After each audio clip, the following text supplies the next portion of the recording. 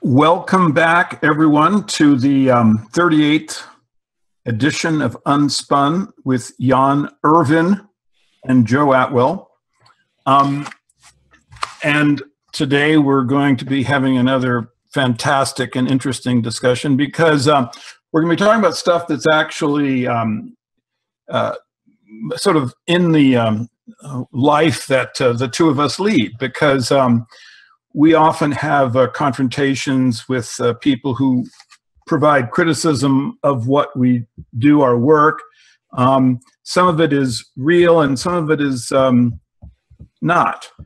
And so we were discussing this, and we'll probably talk a little bit about some of the particular critics that are on the internet attacking us.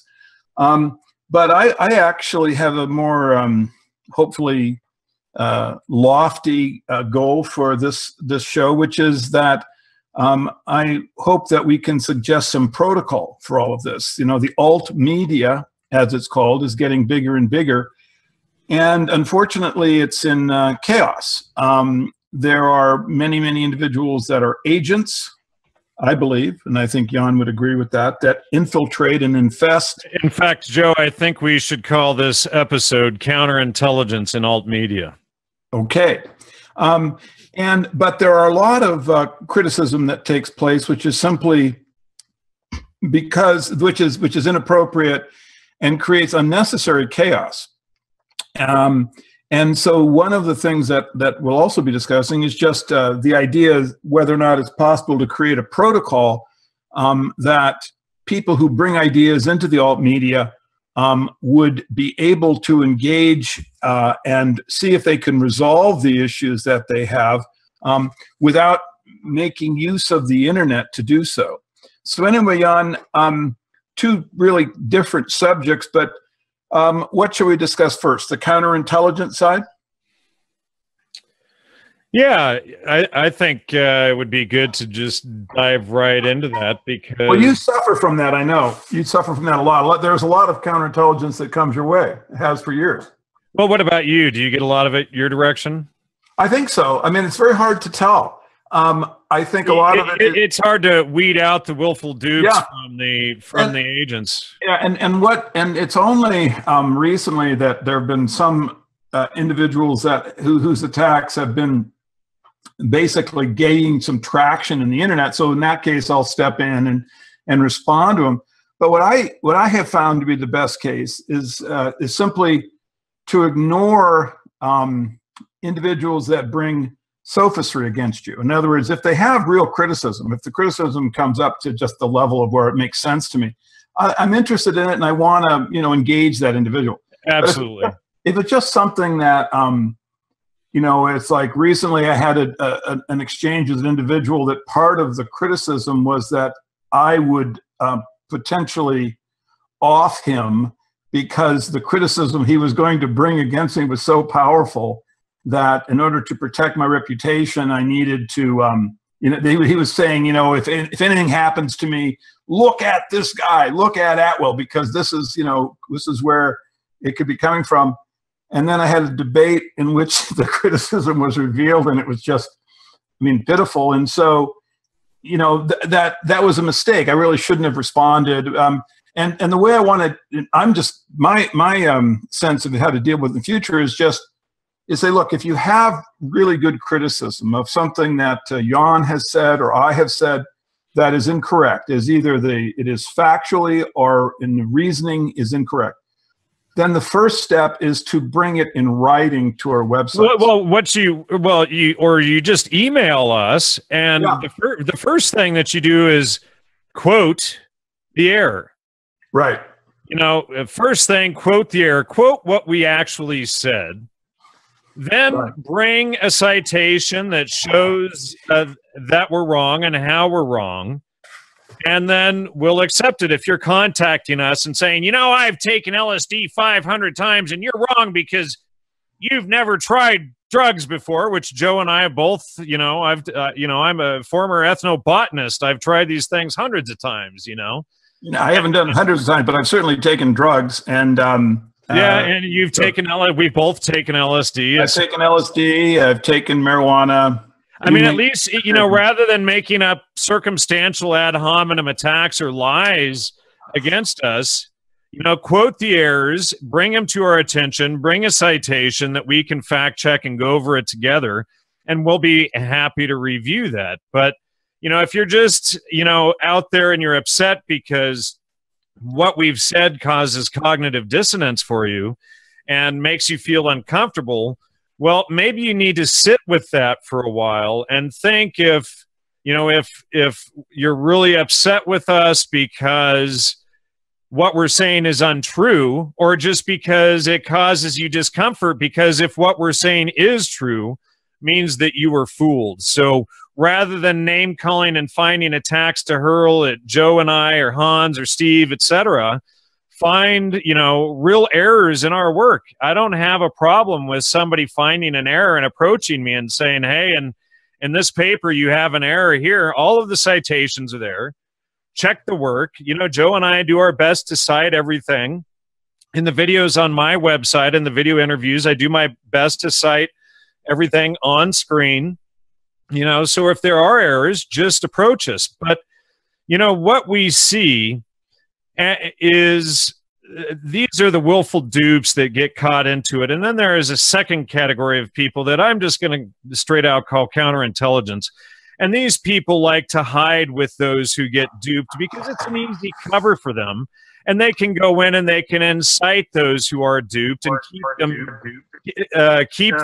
duped. Boy, we're getting some bad feedback there. I don't know where that's coming from. Joe, turn down your mic a little bit. All right. Anyway, I'm getting horrific feedback. Joe, mute your mic, please, while you're not talking there. Thank you. Now I've lost my train of thought there. But anyway, there's going to be a certain number of people who are willful dupes, and then you're going to have your counterintelligence who hide amongst them because they're easy to hide amongst. And it's just a simple cover. And then what they do is they incite those who are duped to not question, not follow up on the citations. They'll name call and, you know, Jan or Joe are idiots and how dare they question this stuff. You know, and you know, maybe you want to comment on this too, Joe, and you'll need to unmute. But, you know, back in the beginning of this show, we had on somebody whom we thought was a friend of ours, whom I had done about 4 or 5 shows with him.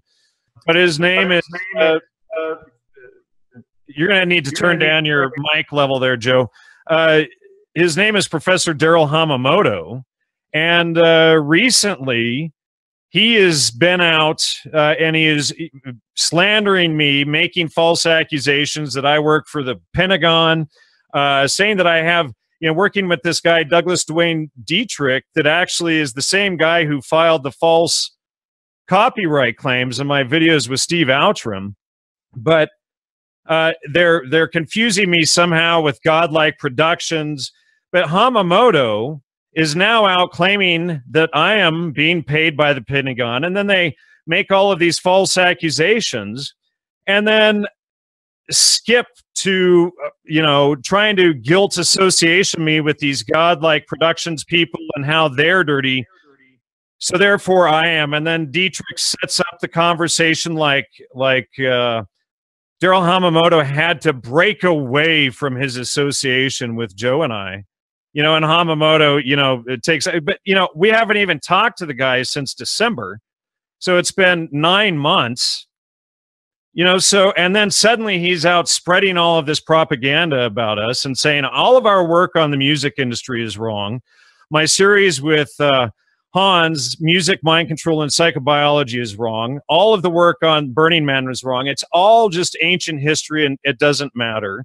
You know, so why are these guys suddenly going out distorting our work while they're attacking those who distort quotes and citations while distorting our stuff, taking claim for it, filing false copyright claims on it, etc. Do you have anything to add to that, Joe?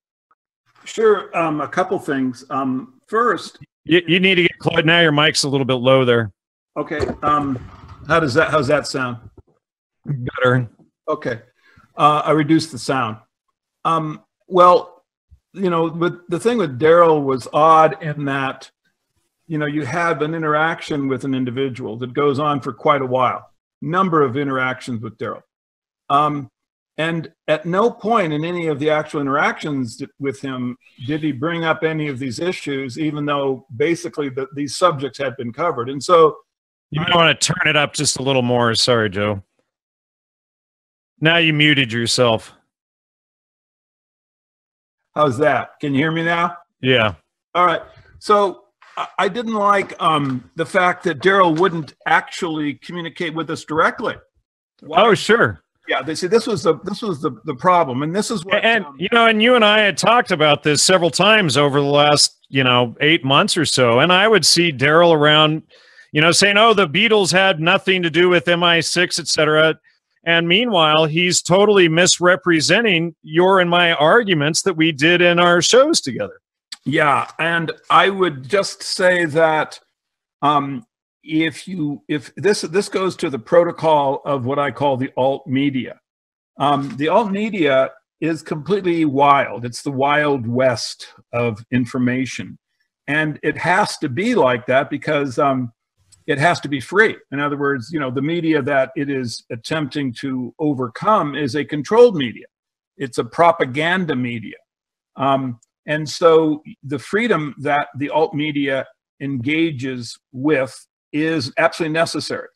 But we do need to create some protocol to avoid chaos and also to avoid having the value of all of the different research that's going on be diminished by basically the individuals who are bringing it out fighting among themselves. And this would just simply create a chaotic situation that the public couldn't look into the alt media and see like a very clear path of information they could follow. Now, basically, that's the situation that has existed. It creates intentional discordianism within the alt media itself. Yeah, and I think that that's something that agents exploit. I think that's one of the ways that they attack us.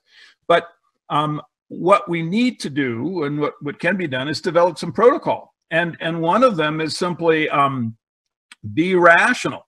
If Daryl has actual errors in fact and reasoning, then I would say that this would be a great chance to develop some protocol. We could develop with Daryl. And if he has some iota of evidence that I work for the Pentagon and all this, he needs to present the some sort of evidence against me. Meanwhile, I'm living in this cabin in the woods for $800 a month, doing my show from the kitchen for the last 6.5 years. And I'd be happy to take people around my little cabin here and show them like it's all it's mansion layout or whatever in the hills of San Bernardino, in the rim of the world here. Yeah, you'd be a very well disguised agent if you are one. But you see, that is a spurious charge. It really doesn't have any supporting evidence, so it doesn't really need to be addressed. And in doing so, it just exhausts you and keeps you from doing the research that you should be doing and could be doing if you weren't dealing with basically, attacks that have nothing in fact. So this is one thing that I would hope that, I'll just say there that in my case, you know that I'm trolled by different people that, for whatever reason, have issues with my work, but won't bring them to me directly. Sure. I see Hans getting trolled a lot. Yeah. I see Steve getting trolled a lot, Steve Outram, etc. And these are people whom we can vet their work. Ladies and gentlemen, if you want to figure out who's dirty and who isn't, the first thing that you need to do is study the Trivium method so that you can see through the BS. The second thing that you need to do, and you can even do this first if and I'm talking about a full 2-year study of the Trivium method, including all of the study notes, Leonard Peikoff's Introduction to Logic, Sister Marianne Joseph's book, all the stuff that we have under the study materials on the Trivium Education website. But then what you can do beyond that is simply check our citations. If we claim something says XYZ, how do you know if we're telling the truth? Well, we provide the citation, you pull it up, and you check it. Did we present it correctly? If we did, we're telling the truth. If we didn't, we're not. It's that simple. And you know, and we are human. You know, you might find an error, a spelling mistake. You know, when I went through John Allegro's work, I found like 4 grammatical errors out of, you know, hundreds of citations of his that I checked. So, you know, if you find a grammatical error or something, you can bring it to our attention, this kind of stuff. But, you know, one of the most common attacks that I get from people who is people who've not read my work, and they'll attack me and they'll say that my work is wrong because of some other information that they have, like they've been high on LSD before, so therefore they couldn't have been duped by the CIA, you know, instead of looking at the information first. But you know, the first thing that you have to do is, if you want us to have respect for your contacting us with your bit of information, have the respect for us to study the work first. And if you have specific questions on specific citations, check those citations. And then if you do find an error, then you have specific points you can bring to us. If you want to know if we're dirty or not, or anybody in the quote alt media is dirty or not, then you'd simply check the citations, use the Trivium method, look if people are telling the truth. If they're trying to use NLP and NVC and, you know, lead you around with all of this stuff, maybe you need to question what's going on. If they're out name calling and using slander and not supporting any evidence for what they're claiming, then, you know, maybe you need to look at the situation differently. But like with Daryl Hamamoto the other day, let me see if I can find him, but he was on this show the other day, and with Douglas Duane Dietrich, and what he's, you know, I'm just looking for the interview, but it's episode, I think, 30 with Douglas Duane Dietrich. And, you know, people can see that. Oh, it's episode 11, apparently. Oh, no, that's the Stubblebine episode. Sorry. So anyway, I think I have it in the brain database somewhere. I posted it up on the Gnostic Media website. Daryl Hamamoto, at like 43, 44 minutes into this interview, just totally going off and making up wild stuff. And then he's also admitting that his university, UC Davis, is one of the expert universities in these types of psyops. And then he admits, you know, if I get out of line, this is what they do. And is he telling the audience that, you know, this is the type of thing they do, or is he admitting that he's actually a part of these types of operations? And that's the big question. But anyway, did you have more to add to that, Joe? Sure. I understand that there's a little bit of feedback coming from my mic. I'm not sure why. I've got it turned down quite low. It's odd. But, you know, in the case of Daryl, I would say that I would like to establish a protocol. The charge, the claim that he is slandering you with, in my opinion, it is slander, is that you are an agent of the Pentagon. So that's a very... you know, clear charge. There's nothing ambiguous about it. Daryl should, I think, be willing to come on our show and basically give his evidence to support it. And I know that even though I haven't asked this of you, I'm sure that you would agree that we would be happy to have Daryl come on the show. And if he wants to make these charges in our presence, then we can have an exchange and actually work through the evidence, work through the reasoning, and we can basically put you know, this issue aside so it doesn't become a time-wasting thing, because frankly it's absurd. The one thing that I was going to say is that in terms of the general philosophy is that, you know, we have two problems. One is fact and the other is reasoning. Errors in fact are not easy to demonstrate, but can be demonstrated through, particularly through the checking of citations. errors in reasoning are more difficult because, you know, reason is a broader subject. It involves simply a lot of times existential analytic technique. But basically, if we are wrong in logic, if we are wrong in fact, we would love to know this, because we want to basically show the alt media the power of the process that is logic, that is represented by a trivium education. And so, you know, this would be, Daryl would be like a case in point. You know, I have someone who kind of trolls me. He basically criticized my my critique of The Tempest.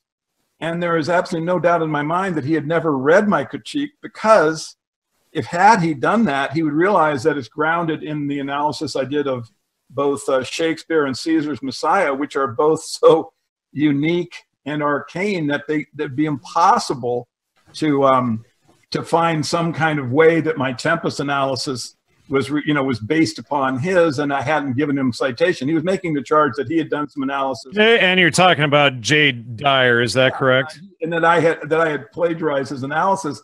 And I then, you know, I was just amazed and outraged, and I was going, you know, Mr. Dyer, I've never even heard of you. I have no idea what your analysis right. is. Yeah, you know, and yeah, go ahead, sorry. Anyway, the point is that, and I don't want to get into, you know, I mean, it's just a waste of time to get into a, you know, kind of this kind of contest with Jay, and I don't mean to speak ill of him. I think that the people in the alt media a lot of times are under a lot of financial pressure, and they feel that they have to guard their discoveries, and, you know, because they see those things as so necessary for them to get in these donations that they live on. And okay, that makes them hypersensitive, but what I'm hoping is that we can get to a broader position where we all see that beyond our needs to make a living, there is also the need to give facts to the public. And so when we bring criticism against someone who's in the alt media, who's, you know, you should have at least the hope, if not the presumption, that they are at least trying their best to do something useful. I mean, they're not all agents. So how do you, or are they, like Hollywood and the music industry and the rest, you know? Right. But the thing is that when criticism is brought, it should just be within, you know, something that will end up with a value being created, where there, in other words, an improvement in factor reasoning, a clarification, you know, something that actually makes the information that the public gets better. And so that's what I'm hoping that we can, you know, Jan and I will try to be an inspiration to all of our critics by creating a protocol that everyone who brings criticism against us can be sure that there's a process that doesn't need to bring everybody into the mud to answer their criticism. Sure. Jan was saying, you know, look, first, you know, if you're going to criticize a written article, read the article. Second, communicate to us personally before you go into the public. Well, Joe, and speaking of which, I'm glad you brought that up, because Simon Powell and Daniel Pinchbeck did a hit piece on me on Reality Sandwich. And in Simon Powell's hit piece against me, he admits that he didn't read my work because it was too long and too detailed for him to comprehend. Right, but it wasn't too long or too detailed to create a blanket criticism. Right. You know, okay, so that's, you know, that's just unacceptable. That isn't the protocol that needs to exist. You know, I just think given his provenance, that Pinchbeck, you know, if he isn't an agent, I'm just going to say, please, Daniel, come on the show, and we would like to have a little chat. Yeah, sure. I mean, granted, we should invite him on and talk about his mom and all of it, right? Yeah, exactly. Let's just get it out. Just like our invitation to James Fadiman, to Zach Leary, to Zane Kesey.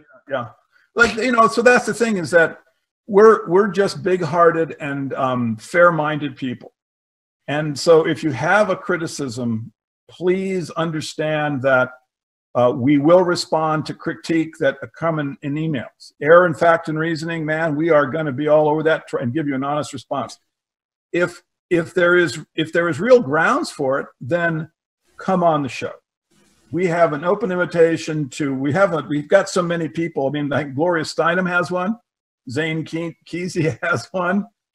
Zach Leary, Dennis McKenna, James Fadiman, etc. All of the people that critique us, and Jay Dyer. Jay Dyer. Jay, come on the show and debate us about, because even I was discussing this with Hans the other day, and I've received dozens of messages over the last several months, and everyone seems to agree that you are, in fact, plagiarizing our work and then claiming that it's yours and then distorting it. And just like you did with the Trivium, et cetera, when you did that, set-up interview with me, and your work with Tom Secker and these other guys that we also think are very probably dirty. But instead of going around claiming that it was me that wrote the rebuttal because of the error with Gödel and Goeth, etc. No, it was Bill Jocelyn that wrote that. You don't need to go around and make up lies. You don't need to have some online competition about whose channel gets more views while you omit the 38 episodes of Unspun, etc. I mean, who cares, really? You go around like checking our channel hits each week to see if your numbers are superseding ours, to see if you're like propaganda or misinformation or whatever it is like superseding ours to get, people real information. I mean, all the power to you, brother. But come on and address us personally. Yeah, I just wanted to say, and not addressing Jay directly, but just in general, is that all of us should be hoping that everybody's hits, everyone's, internet activities going up. There shouldn't be a competition. We really should have, given the crisis that we're facing. And given the status of the mainstream media. That's what I mean. And of course, the status of the government's technical capacity to control our lives and our bodies.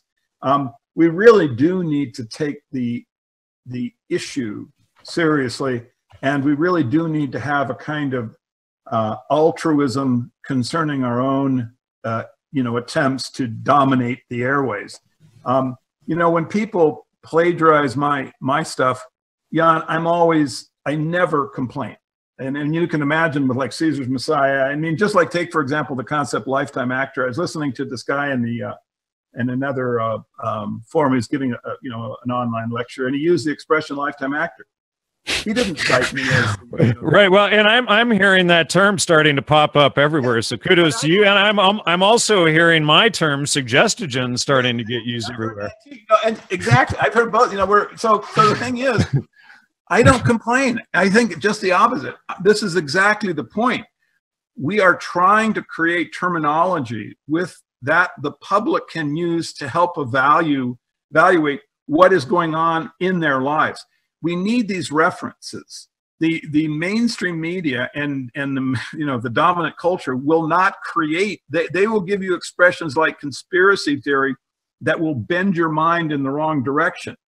They will come up with terms like psychedelics, right? Again, to bend your mind in the wrong direction. When a term comes along like suggestogen, then suggestogen, yeah, you have a word that if it is automatic in your mind, then when you look at, for example, Daniel Pinchbeck's, the neo advocation of LSD, or the second bus trip, the one that Zane Kesey. Okay, when you use Jan's term, well, wait a second. These things don't seem like such a good idea. They don't seem like they're so much fun. The possibility that there is mind control in back of all this becomes clear. So I hope that everyone uses Jan's term. I think it would be great if they would, particularly when they use it in writing, that they, since Jan. Well, and what about Dr. David Price's term, weaponized anthropology? Exactly. Yeah. I'm really hearing weaponized a lot now. Me too. I'm hearing this all the time. I think it's great because it's one of, I mean, Price's term is absolutely, to use a phrase, priceless, because Price gives an expression that clarifies exactly what you're dealing with. It's beautiful. Weaponized anthropology. It was the title of a book he wrote, I believe, and that's an expression that the public needs to have. So the vocabulary needs to be built up, and you know, in fact, David Price said he was going to come on the show, and he never did. And I read his whole book on the airplane, and he never replied to my emails. Yeah, well, I know. Well, we're still a little, I think, you know, hot, if you know what I mean. I mean, we're you think? Yeah, you know, and the more we've exposed this, the fewer big radio interviews I get, you know. But but speaking of all this, Joe, maybe we should talk about, you know, we're exposing people who we think might be dirty. You know, we could probably throw in like Jordan Maxwell, who was actually Russell Pine. In my opinion, he's got questionable stuff going on. Joanna Harcourt Smith, who runs the Future Primitive podcast. Of course, she was Timothy Leary's lover, and it looks like she has worked with the CIA for years. And then there's her ex-marriage, John Lamb Lash. Lots of questions regarding him, and of course, he calls himself the described as the true successor of Joseph Campbell. John is a teacher of world mythology, Tantra, Buddhism, Gnosticism, pre-Christian mysteries, alchemy, etc. You know, and of course, I interviewed John Lash on my show years ago, back when I was bought into a lot of these and was a willful dupe. But you know, we mentioned Pinchbeck, you know, and I used to do a lot of work with Richard Andrew Grove of Tragedy and Hope, and him and Paul Verge and Brett Veinotte and these guys, and we found some very revealing documents from the Department of Labor website. And Clint Richardson did an excellent write-up exposing, and you know, there was some others helping with the article, but exposing the facts behind the claims of Richard Grove. And in fact, let me show this on screen here.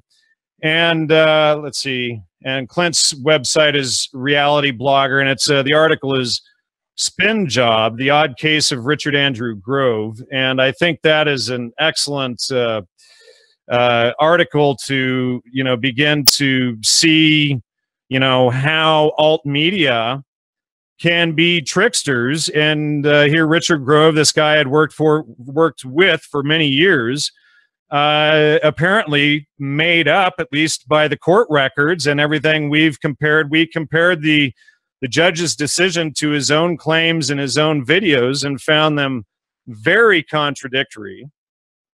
Yeah. But, you know, and then, you know, many of the people that were working with Tragedy and Hope, I completely distanced myself from working with them like 4 or 5 years ago.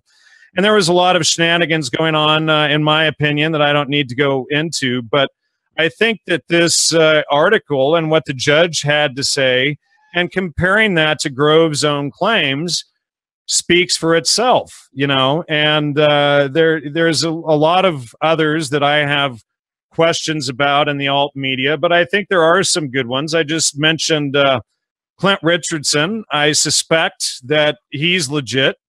I suspect that April Bowden is legit. I suspect that Sophia Smallstorm is legit. And I don't know, Joe. Maybe I'm at the end of my list. Well, first of all, I wanted to talk about you know, the protocol, and you know, when you expose an individual, and the first thing, I mean, like we've had the trial of Ken Kesey, right? I mean, just from I'm just talking about the stuff I've done, like J.D. Salinger, right? Sure. I've done analysis of this, and I've said, okay, well, here's my analysis, and based upon this, I'm just saying that these guys are part of a very, very vast op. And then, of course, you've, like, the work you've done with Aldous Huxley, right? Okay, just as an example, all right? So people can, I mean, as you know, our critics will come forward and they say, well, you know, you're taking on these icons, we're in love with these individuals, and you're bad people for doing it. The thing I want to say is, once Gordon Wasson's pay requisition was established, that he was working with MKUltra, that the psychedelic revolution had its origins as Subproject 58 of MKUltra. Once that was true, then the public deserved and needed to have some speculation done about the identity of lifetime actors. And that's why you're to be praised to such a high degree on for the work you've done, bringing these individuals who are historical icons to us in many cases into question. I don't think the CIA would agree with you on that, Joe. Too bad, but you see, we're talking about defending the public. You see. And oh, you mean not defending the CIA? Because you know, it's like that. Let me just read you a quote here, really quick, off the. My thought. All right. Okay, so my point, my thought is that people will criticize us and they'll go, look, you know, there's still the possibility that you're wrong, right? Well, look, that's not relevant. We are entitled to do some speculation because we are literally being genocided, right? Once the documents were in existence showing that MKUltra had this project, and remember, the documents prove that MKUltra, which could not possibly have been some kind of rogue operation, right? It was put in place by some larger and more powerful organization. Once that was all clear, the public had the right to defend itself.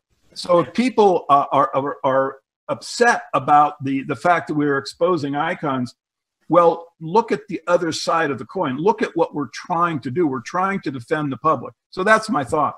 Sure. Now, one thing that you know, people need to realize when they make these claims, you know, yeah, what if you guys are wrong? Well, here's the thing: is I think we've done quite a sufficient job in providing the onus of proof. Now, when you undertake a study of the Trivium method, et cetera, you begin to undertake the study of formal logic, and you understand terms like the onus of proof versus arguing the arbitrary.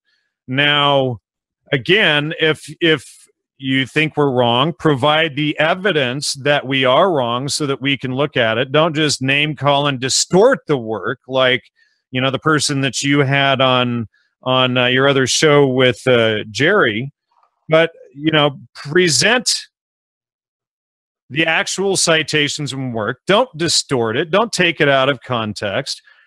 Show us how it's erroneous. Provide the updated information, and we'll correct it. You know, and here's the thing: is the onus of proof we have provided. So then you would need to provide the onus of proof against our evidence, which has not been done. And until that is done, it's known as arguing the arbitrary, and it's dismissed by default. You have to have supportive evidence against us, and not just because, you know, Ken Kesey was your hero and you like to smoke joints and ride your surfboard and dream of being, you know, some Kesey wannabe novelist, you know? Right. And the thing is, the only thing I want to mention is that the one of the parts of the protocol that I hope will, you know, in the long term improve the quality of information that the alt media produces is that and maybe this is one of the reasons why we do get sniped at, is that I just want to mention that when you do communicate in writing, prepare to have that placed in the public domain, right? If you want to do criticism in private, I'm perfectly willing to do that. But simply announce that in the first email. Just say, would you mind having, you know, because I don't want my ideas, which are not fully formed, or whatever reason you give, you say, I don't want to let these things become public. Or in many cases, people will say, I just don't want the public to know I'm having an exchange with you, Joseph Atwell, because, you know, many people are upset with you. And then, you know, and Jan, I always say, okay, that's fine. Perfectly fine. Just up front say, okay, we'll have a private discussion. But in general, I think Jan and I would both always accept public discussions. We always want our work to be available for public scrutiny. So if you're bringing criticism, you know, just be prepared to have us use that as we explain our position to the public, right? You know, if you send us an email, say, I'm contesting this point. Okay, great. We accept that. Here's our response. And if we put this out as a public basically chain of information, we're not trying to hurt people's reputation. We're not trying to, make them look foolish. We just want to improve the quality of the information. So that's why the exchange we have, if it comes out that, hey, look, we could defend our position very easily, that's something that's valuable for the public. If on the other side, hey, we made an error, okay, that's on us. We'll give that to the public too. The alt media just needs to develop whatever protocol is possible to try to help the public get better information, the best information it can.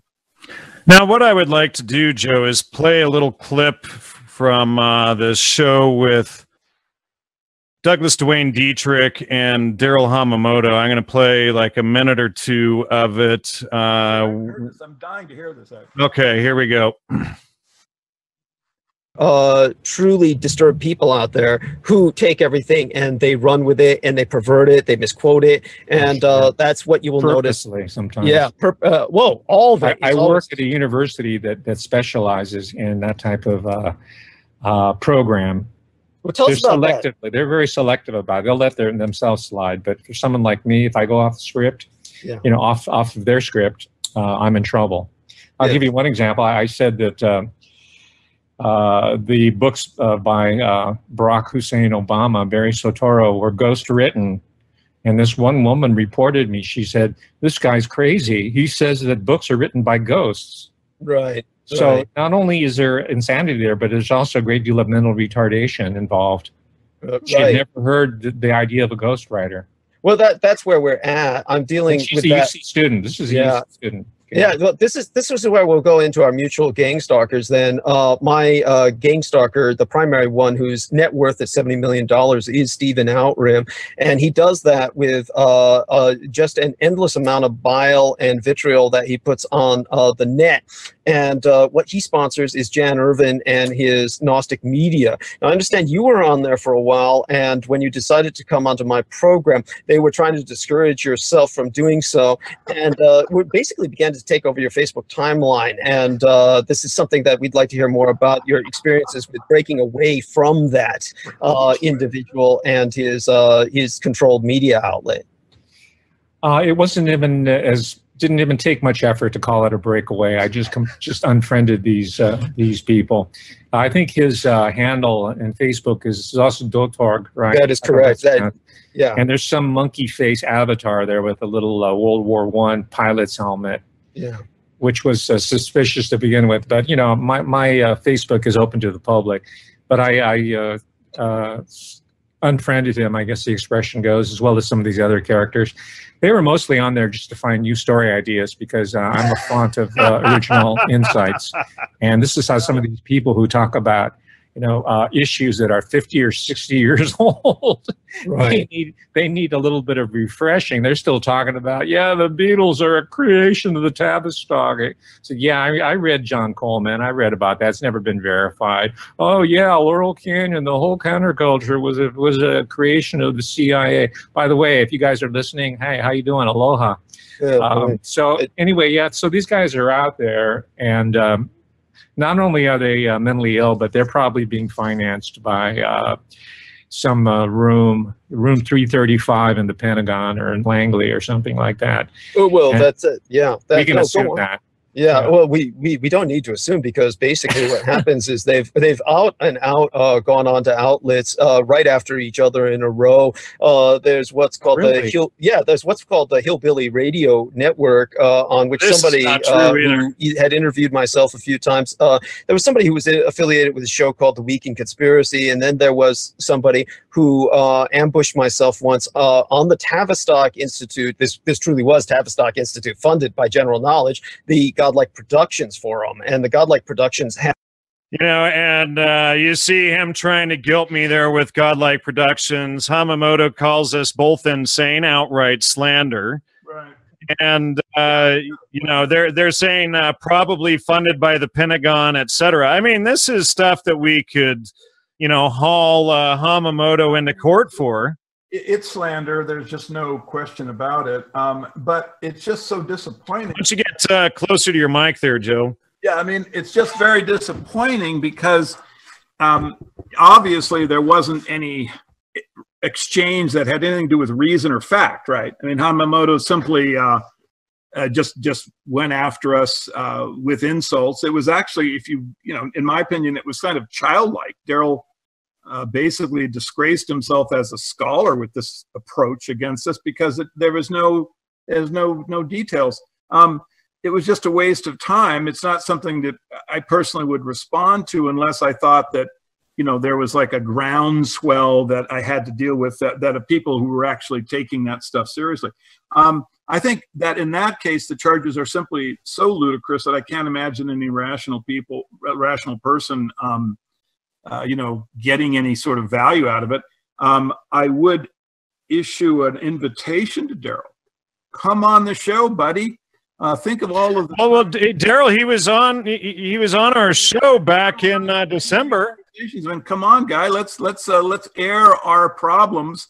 And like a rational academic who's capable of discussing facts without slander. And I would just point out that the first thing we'll bring up, Daryl, is that the idea that the counterculture was created coming through Coleman is not correct. You want to go and read Manufacturing the Deadhead. And I think what you'll find is that they're actually, this idea comes from the pay requisitions of Gordon Wasson. And so that's really where it starts. And so you might want to get the facts about what the claim is correct first before. Well, suddenly if he's counter-intel like it appears that he has been the whole time, then he's not interested in facts, and he won't accept the invitation to come on the show to discuss with us the facts of Wasson's pay requisition, or that he misrepresented the Beatles. And even in a thread on Facebook, I told him that we don't use any of Coleman's work because it's unsighted, and then he goes and he claims that I'm using Coleman's work. Right. I mean, the Tavistock is brought into the creation of the counterculture because Eric Trist was in the car with Jerry Garcia when they were leaving the hospital that MK Ultra was conducting experiments with in 1960, and these are public documents. And so his father, having been one of the four founders of the Tavistock, actually is a detail that the public should be aware of, because it fits into a very, very chilling pattern of relationships between individuals who represent themselves as, wanting to create a new counterculture and government intelligence. And I would point out that Gordon Wasson also had a kind of a fantastic cover story, and that the whole article in Life magazine can be shown as basically part of a sub-project that MK Ultra produced. So, the evidence is there.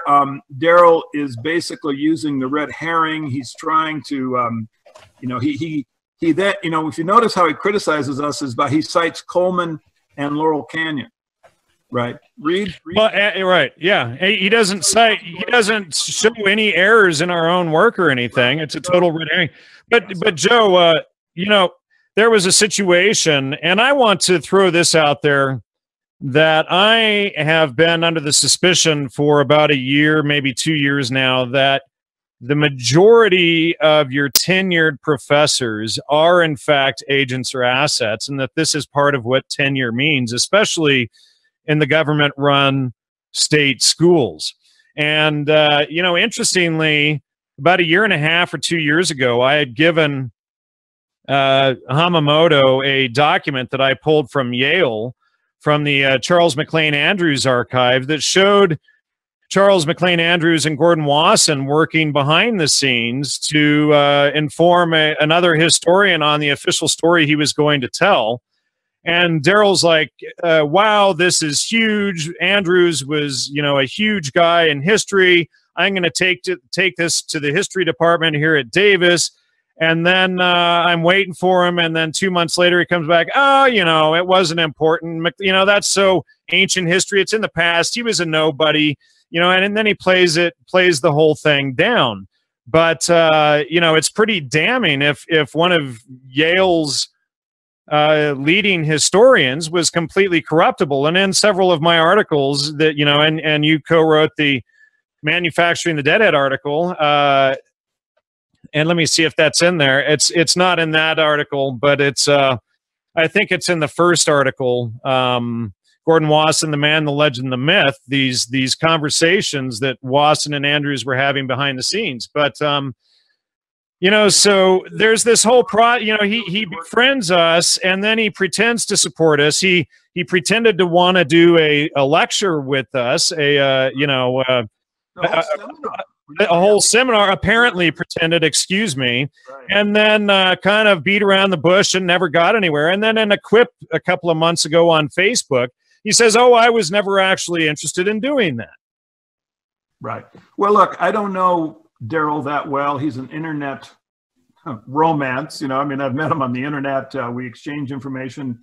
I think I may have met him through you. I'm not even sure how Probably. And I met him through, somebody who introduced me on Facebook. I'm not sure. But anyway, you know, I've always had very civil communication with him.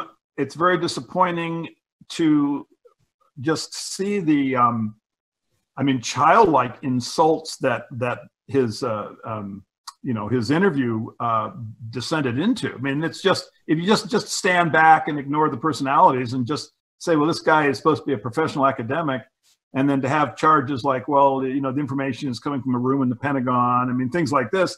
I mean, this is just like a 5-year-old, you know. And so, it sounds to me more like they're trying to project what's going on with them onto us to cover their own asses. This is the thing, but it isn't. It just in my case, I wouldn't spend 2 minutes trying to determine whether or not they're agents, because it's just a waste of time. Even if they aren't producing criticism of our work, which is coherent.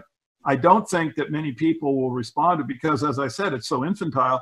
So really, you know, I'm just going to let Daryl spin off into space unless he really wants to explain. And come on the show and break it down. And he had watched the entire series. He told me on Skype that he had watched the entire series with Hans and I, Music, Mind Control, and Psychobiology, and which is a 7-part series. It encompasses over 20 hours of material. And he told me that he was anxiously studying the whole series. Right. Hans goes into all of the Beatles stuff and so much more. And then he misrepresents all of that. He downplays the whole thing as just something that was happening in the past, 50, 60 years ago, not something that's ongoing. But you're right. I mean, it's not addressing anything that we've presented, anything that we've actually said. Daryl, you're invited on to speak for yourself and why you're going on the show of the person who filed illegal copyright claims against my videos with Steve Outram, and then, telling people that we're apparently paid by the Pentagon and all this stuff while you make slanderous claims. I mean, yeah, you're welcome to come on and see if you're man enough to stand for yourself. I welcome you. I won't even say man enough. I'm just saying, look, this is a technical matter. I mean, there is fact and there is reasoning. We can go through this in a way that hopefully will be an example of a process and a protocol that the public can come to expect when alt media personalities basically have issues with one another's positions. There should be a process that the public can expect. What Daryl did would be basically a real-time example of what not to do. I mean, this is a sniping personal attack with insults. I mean, yeah, it sounds like Dennis McKenna at the Free Your Mind conference, making me, and I'm just amazed. Actually, I'm just shocked because I hadn't heard that. See, I sent it to you, so I thought you had. So the thing is, because of my work with Caesar Messiah, I would get hundreds of such criticisms against me ad hominem. I mean, basically, lots of them would make. Well, you don't expect it from the professor of Asian history at UC Davis. I'm used to being like a spawn of the devil, kind of individual, and I mean, this comes all the time. I don't, so what? But when a professional academic, descends into 5-year-old insults, then that's just very disappointing. And so, look, Daryl, quit doing that. It's not a protocol that the public can get any value out of. And there is another protocol available to us. Come on the show, defend the position, show us the errors in fact and reasoning. If you want to make the case that Gordon Wasson's pay requisition for the trip to Mexico and the article in Life magazine are somehow things which are not real, or there's nothing that can be deduced. And the rest of the 1,000 pages of documents I have that you've seen. I mean, look, Daryl, read the article and produce an error in fact and reasoning, and then have a dignified response that the public can get some value out of the criticism. That's really the point of this show, folks. Yeah, throwing mud, you know, from over the wall and cackling like a little child while you run away is not. Yeah, and I mean the individual that he was having the discussion with, I mean, my head hurts just thinking about these claims. You know, I mean, it's just that's someone that should be discouraged from having a show until he spent a little more time in analytic training, I'm afraid. Well, you know, and he claims to actually be a librarian for Colonel Michael Aquino, which may be totally bogus. Apparently, his FOIA doesn't reveal that, you know, anything other than boot camp. And, you know, so apparently his claims are false if his FOIA record is accurate. You know, maybe he's counterintelligence working for INSCOM or for Jim Channon because they're upset that we exposed Burning Man, etc. But, you know, who knows what the real deal is there. But, you know, a little more digging and we'll continue to find out. We'll continue to expose these guys along the way. And in the meantime, we're just going to work toward a process that is visible to the public.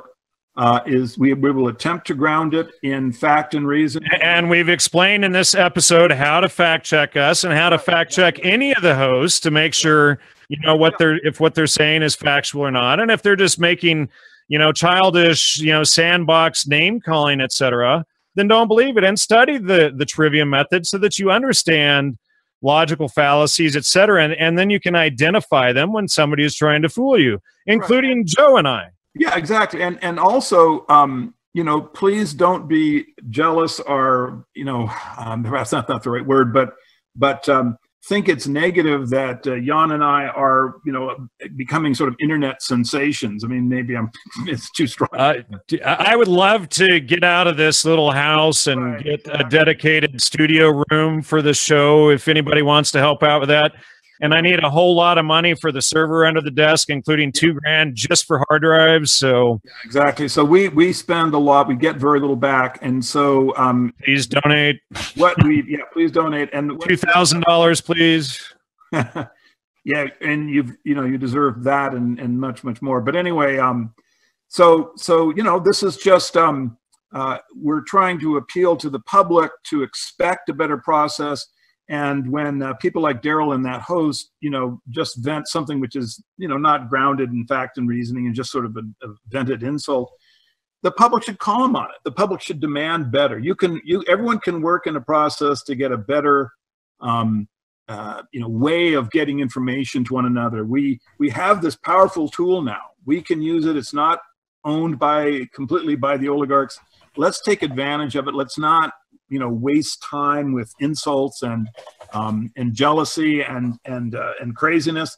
Let's create a process that's grounded in fact and reasoning. That is what then can vet one another and where we can go to, you know, have our discussions. And if there's real grounds, then we can take it to a public level. You know, and it'll just be so much better, for example, if Daryl had come to us, we'd had an exchange and information was on the table. And then he says, you know, gosh darn it, I've exposed you. I'm going to take this, show the process to the public. Hey, more power to you. Try it. And then at the end of the day, the process itself will have value and the public will get something out of the exchange. Whereas just, you know, sniping, it doesn't help anything. So, you know, this is my thoughts. Jan, anything you want to add to that? Well, I think people should support both of us, and you know, this year has been awful for donations, folks. So 2 weeks ago, the main server went down, the power supply went out. It took the BIOS out with it. Luckily, it was a dual BIOS, so it recovered itself. But I did lose my production hard drives. which are mirrored, so I need to get those replaced. So I kind of have been stuck in the water here for the last few weeks. I could really, would really appreciate donations on that. This is listener supported, and I know you talked about earlier. The other option is getting corporate underwriting because we're doing commercials, and that can, that's worse. So we're trying to avoid stuff like that by appealing to the public for support and for donations, etc. So trying to keep it out of the thick of control and all of that. They do a great job, and support Jan, Gnostic Media. There's the donate button. Please just hit it. You can find me at GnosticMedia.com, right at the top. Hit the donate button. Yeah, there you go. Anyway, I think that's about it, Jan. I will see you all next week. See you all next week. Until then, folks, take care. Bye-bye. Bye-bye. Thank you for tuning into CCN. This unique network is dedicated to free and independent media. CCN was created with the belief that information is the common heritage of all beings, which is why our live stream high-definition broadcast is easily accessible and free to view. If we want to change the world, we must first change the media. Having produced over 1,000 shows in 2015, which are all archived on YouTube, we look forward to bringing you more groundbreaking, cutting-edge information in 2016. For more information on what is on, please check out our broadcast guide for weekly updates.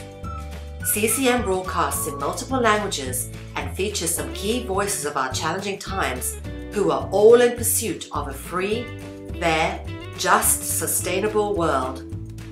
CCN belongs to you, the people, and it is up to you all to keep this network on the air. Please contribute to the Network Support Fund or visit the CCN shop. We thank you all for supporting free and independent media.